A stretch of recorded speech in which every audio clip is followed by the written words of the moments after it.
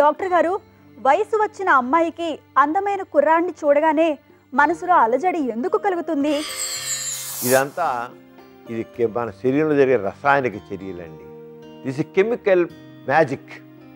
యుక్త వయసు వచ్చిన దగ్గర నుంచి ఆడవాళ్ళలో కానీ మగవాళ్ళలో కానీ, అంటే ఆడపిల్లలో కానీ మగ పిల్లవాడు కానీ సెక్స్ హార్మోన్స్ విడుదలవుతాయి. మగవాళ్ళలో టెస్టోస్టెరోన్, ఆడవాళ్ళలో ఈస్ట్రోజన్.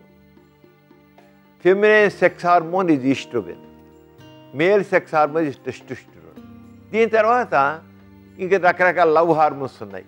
అవన్నీ కూడా యుక్త వయసు వచ్చి పూర్తి యాక్షన్. డోపమిన్ కానివ్వండి, ఆక్సిటోసిన్ కానివ్వండి, సెరోటోనిన్ కానివ్వండి, ఎండార్ఫిన్స్ కానీ ఇవన్నీ కూడా. అంచేత చూడగానే వారి శరీరంలో ఒక కెమికల్ రియాక్షన్ వస్తుంది.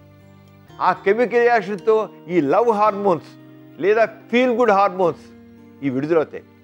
ఈ ఫీల్ గుడ్ హార్మోన్స్ ఏం చేస్తాయంటే మరి దాంతో ఒక రకమైన ప్లెషర్స్. అంటే ఒక అందమైన అబ్బాయిని చూడగానే అమ్మాయిలో ఒక అలజడి కలిగిన, అమ్మాయిని చూసే అబ్బాయిలో కలుగుతుంది.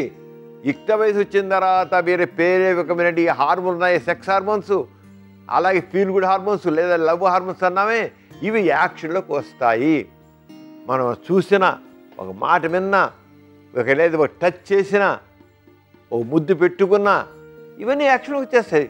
వచ్చేకల్లా ఎక్కడ లేని అలజడి వస్తుంది.